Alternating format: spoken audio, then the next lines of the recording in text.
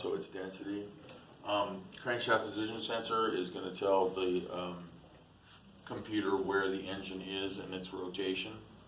And camshaft position sensor is going to tell the computer where the engine is in terms of when the number one piston is at top dead center firing, for instance, between the compression stroke and the power stroke.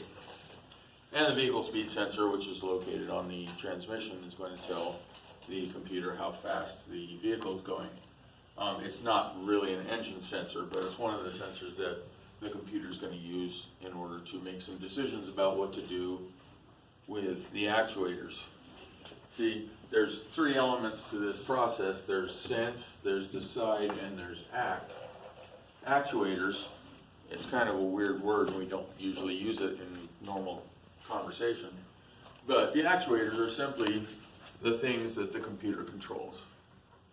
See, the computer doesn't control the sensors just report to the computer, but the computer controls these things. Idle speed, what's idle speed? The speed of the engine with your foot off the pedal? Yeah. Good, okay. Fuel injector pulse width, which is to say how much fuel is getting into the engine with each fuel injector opening. Spark advance, which is the control we have on the ignition system. The emission control systems, of course, the auxiliary systems like the fans and other important systems like that. And the network bus, which is putting out all this information about what the computer is doing onto the network so that other computers know what to do with it, such as transmission control module, body control module. You know, there's a lot of cars that if you go over 15 miles an hour, they're going to lock the doors, for instance. And like I said, the transmission control module, based on, you know what's missing? Let's put that there. Sorry. How about throttle position sensor? Oh, yeah. That was silly.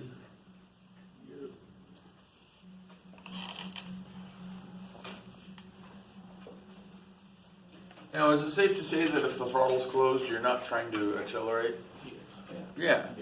Basically, the throttle opening is going to have a pretty good indication of how hard you're trying to get the engine to work. Now, if the throttle is all the way open, that usually means you're trying to accelerate or at least maintain speed. And what that's going to do in your transmission control module, for instance, is make your shifts harder and later, your shift points. Okay, well, that's closed loop operation. And closed loop operation is what we're after because, of course, it's going to give us lower emissions, better fuel economy, more power, better drivability, and less engine wear. But we can't do closed loop all the time. And the reason we can't do closed loop all the time is because we know that when sensors aren't warmed up, they aren't accurate. And there's a bunch of these sensors that we have to warm up first before we can use them for closed loop operation. Because after all, you got to understand that the computer, all it knows is what the sensors report. So if the sensors are inaccurate, the computer's not going to know that. And what it's going to do is it's going to issue the wrong instructions to the actuators, and that could lead to a problem with drivability, or even worse.